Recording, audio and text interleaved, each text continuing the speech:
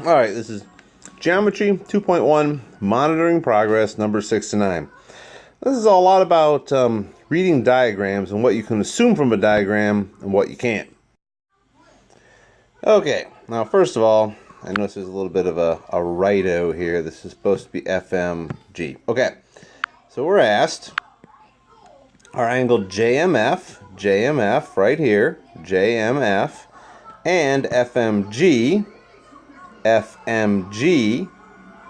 are they supplementary? So the two angles that we're looking at here are this angle here, FMJ, and GMF over here, or FMG over here, and we're asked, are they supplementary? Well, when we look at the diagram, you can see that together they form a straight line, which means that they are a linear pair. And according to postulate 2.8, the linear pair postulate, a linear pair is supplementary. So JMF and FMG are supplementary. There's enough information in this diagram, the fact that they're a linear pair, to conclude that. All right, next. Here, we're asked, is M the midpoint of FH? In this case, the answer is no. And here's why. We don't have enough information to assume that FM and MH are the same length. Now, if we were to have, say, markings like this, a tick mark on each one of these would be enough to know that FM was the same length as MH, and we could then conclude that M was the midpoint of FH. But as things stand, no. JMF and HMG are vertical angles. Let's see. JMF right here and HMG.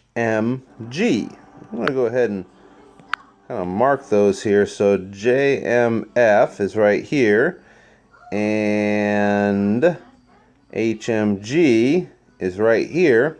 Now notice how the sides, there's MJ and MF, and MG and MH are opposite rays. So MH is an opposite ray of MF, and MG and MJ are opposite rays. So since the two sides of this angle and the two sides of this angle form opposite rays, they are in fact vertical angles. There's enough information in the diagram to conclude that.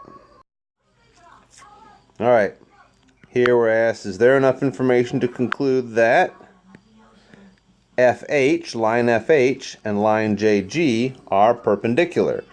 Well, first of all, in the book's diagram and my diagram, they don't even look perpendicular. But the thing we would have to have in order to say that they were perpendicular is like a little right angle symbol here, or something along those lines. But we don't have it, so we don't know what any of these angles are. And without knowing that any of these angles is a right angle, we cannot conclude that those two lines are perpendicular. So the important thing here is you can't really make any assumptions about the diagram. It might look a certain way, but just because it looks that way doesn't mean it's so.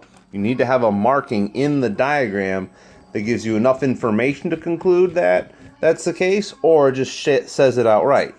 So for example, here, a little right angle symbol in this diagram would be enough to conclude that the two lines were perpendicular. Yeah. The end.